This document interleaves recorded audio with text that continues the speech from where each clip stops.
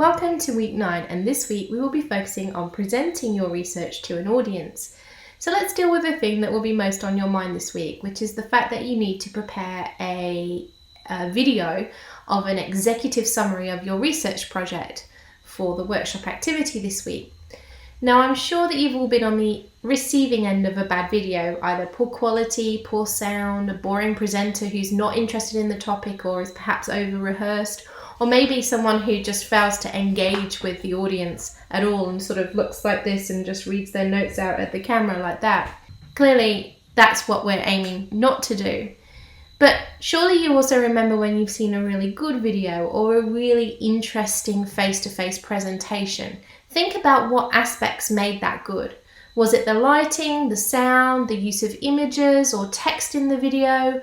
Did the presenter have a great way of taking complex information and breaking it down in a simple manner so that you could understand it? Were they just really enthusiastic about what they were talking about? You need to think about what you can do from the good presentations you've experienced and enjoyed, and then try and mirror those in your own presentation. Regarding the content of your presentation, an executive summary should contain the following. Firstly, what is the problem or question that your research is focusing on?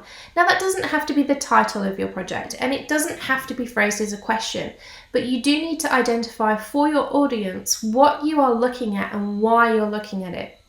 Then you need to move on to describing to the audience what your core argument is. It should be your argument in a nutshell, not 2,000 words or a 1,000-word summary of 2,000 words. It needs to be 1 to maybe 4 sentences at most, in a nutshell of what your core argument is. What are you trying to establish? What will you try and conclude?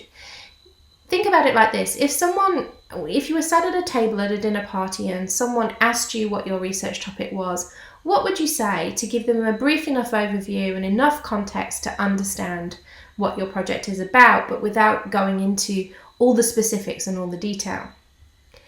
Then once you've established what your core argument is, it's then time to go a little bit deeper into the information that you've gathered, and you can highlight some of the prevailing opinions. You could look at a couple from each side and break down your argument in a simple fashion for your audience.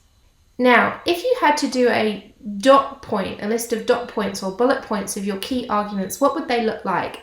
At this point, you can identify key arguments within those dot points, the ones that you really want to focus on for the presentation. You don't need to do all of them. And you do not need to provide full citations, of course, because it's an oral presentation, but do make sure that you acknowledge when an idea is not yours. So you might need to talk about Smith and Jones said this in the study that they conducted. This was countered by Brown and Green in the following study. So you're not giving the full citation, you're not even giving the name of the journal in which the information appears, but you are acknowledging that that's not your idea. Now, finally, you then need to break down your conclusion. Again, it doesn't have to be a comprehensive conclusion, 400 or 500 words worth, just a brief summary of what you are trying to persuade your audience to believe. And you can also at this point discuss potential implications. How will your recommendations or the recommendations of the Law Reform Commission impact on people and society generally? So you can see there that that's a basic framework for delivering your presentation.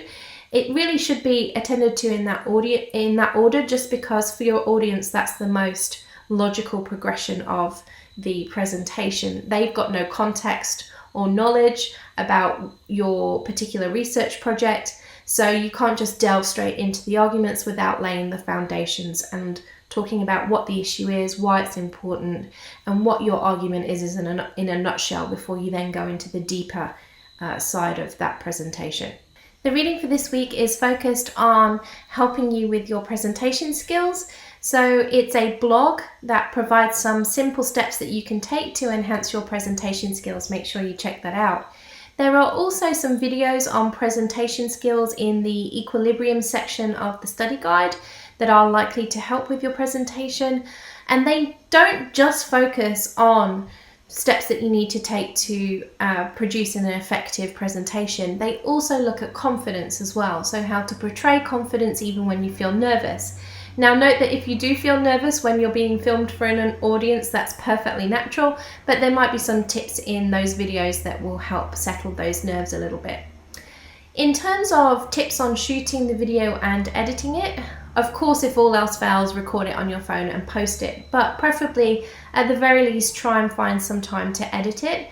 YouTube has some basic editing capabilities which are free to use, but make sure that you play around with those features a bit before you need to actually go and produce the final recording.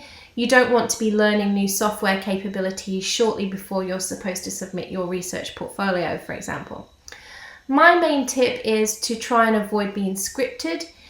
The problem with scripts is that they often act as a barrier between you and the audience. You tend to focus on those rather than engaging with the audience, providing eye contact, and quite often scripts can lead to a robotic performance that feels over-rehearsed or lacks enthusiasm. Now, you will of course need notes, but try to find a way to make them as short as possible, maybe dot points and short sentences, or even words and phrases rather than whole sentences, so that the temptation is not there to read the notes, rather they're just at a point that you can glance at before you go back to engaging with the person on the other end of the screen.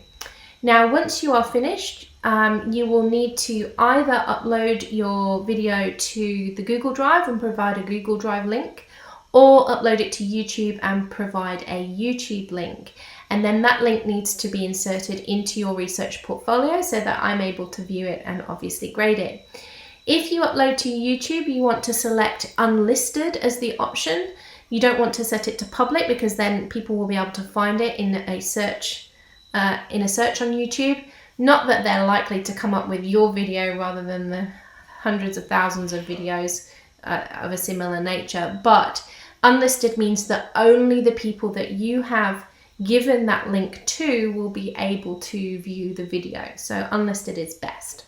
Now, please feel free to share your video link with your peers on the discussion forum, not for feedback, but just so that you can see what each other is doing, and it might provide you with some ideas for your sort of final draft of your research project.